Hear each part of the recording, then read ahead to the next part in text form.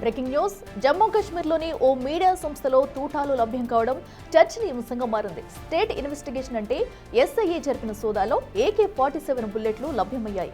అంతేకాదు క్యాట్రిడ్జ్లు, pistol rounds, 3 grenade levers ను పోలీసులు స్వాధీనం చేసుకున్నారు. ఇందులో భాగంగా Kashmir Times executive editor Anuradha బాసిన్పై FIR నమోదు చేశారు.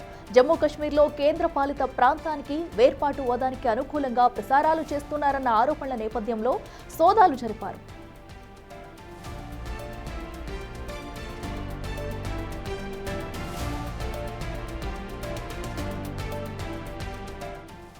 వీటికి మరింత సమాచారం మా ప్రతినిధి ఢిల్లీ నుంచి శివ లైవ్ లో అందిస్తారే. శివ, చెప్పండి, ఏదైతే అటు ఒక మీడియా సంస్థలో కూడా పలు వెపన్స్ అయితే దొరికినట్టు తెలుస్తున్నాయి. సో అసలు ముందుగా కూడా అక్కడ సో ఆ ప్రాంతంలో ఎలాంటి వెపన్స్ దొరికాయి, డీటెయిల్స్ ఏంటి?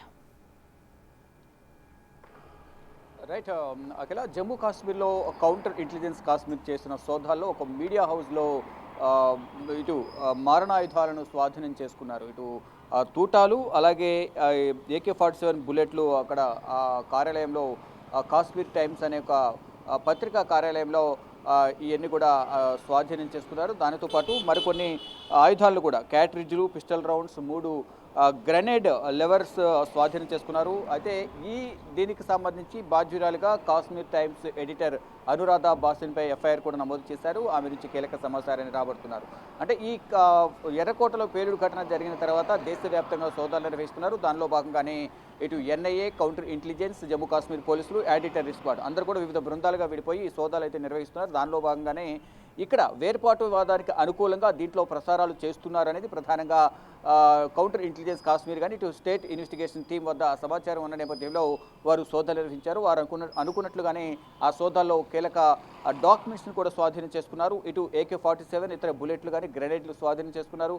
పిస్టల్ రౌండ్స్ కూడా కొన్ని స్వాధీనం చేసుకున్నారు. ఇప్పుడు ప్రజెంట్ ఎందుకు వేర్పాటువాదానికి అనుకూలంగా మీరు ప్రసారాలు చేస్తున్నారనే కోణంలో కూడా దర్యాప్తు కొనసాగిస్తున్నారు. అంటే వేర్పాటువాదం అంటే ఒక స్వయం ప్రతిపత్తికి సంబంధించి అక్కడ ప్రసారాలు చేస్తున్నారు. ప్రత్యేక కాశ్మీర్కి సంబంధించి కానీ జమ్మూ కాశ్మీర్కి సంబంధించిన ప్రజలను వారిని ప్రోత్సహించే విధంగా, వారికి మోటివేట్ చేసే విధంగా కూడా కొన్ని ప్రసారాలు చేస్తున్నారు. వేర్పాటువాదానికి అనుకూలంగా అనేది ప్రధానంగా ఇక్కడ దర్యాప్తు సంస్థ ఆరోపిస్తుంది. దానిలో భాగంగానే దానికి సంబంధించిన ప్రసారాలు చేసిన దానికి సంబంధించిన వీడియోస్ కానీ మొత్తం సోషల్ మీడియాలో వచ్చిన వార్తలు ఇవన్నీ కూడా ఆ డేటా అంతా కూడా స్వాధీనం చేసుకున్నారు. స్వాధీనం చేసుకుని present Anuradha basin, Kashmir Times editor ఎవరైతే ఉన్నారో అనురాధ బాసిన్ అదుపులో తీసుకుని ప్రజెంట్ విచారిస్తున్నట్లుగా కూడా తెలుస్తోంది. అంటే దీని వెనుక ఎవరైనా ఉన్నారా అనేది ప్రధానంగా విచారిస్తున్నారు. మరోవైపు ఇటు ఎర్రకోట వద్ద కారు పేలుడు జరిగిన ప్రమాదానికి సంబంధించి, కారు పేలుడు ఘటన జరిగిన నిందితులు ఎవరైతే ఉన్నారో దాంట్లో బాధ్యులు కానీ దానికి సంబంధించి సూత్రధారులు, కుట్రధారులు ఎవరైతే ఉన్నారో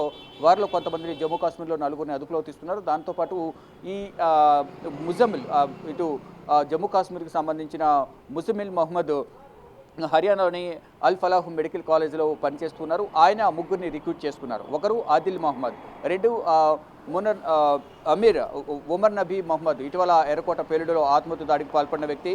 మరోవైపు షాహిన్ షాహిద్, వీరందరినీ కూడా రిక్రూట్ చేసుకున్నారు. వారిని 4గురిని కూడా ఈరోజు NIA కోర్టులో దర్యాప్తు సంస్థ వారిని ప్రొడ్యూస్ చేస్తారు. ప్రొడ్యూస్ చేసిన తర్వాత వారికి కస్టడీ కూడా పొడిగించినట్టు కూడా తెలుస్తుంది. మొత్తంగా చూసుకుంటే దేశవ్యాప్తంగా కూడా NIA కానీ స్టేట్ ఇన్వెస్టిగేషన్ టీమ్స్ అని కూడా సోదాలు నిర్వహిస్తున్నాయి. ఎక్కడొక చోట ఎవరో ఒకరు అనుమానితులు అని అదుపులో తీసుకుని విచారిస్తూ ఉన్నారు. Right Shiva, thank you.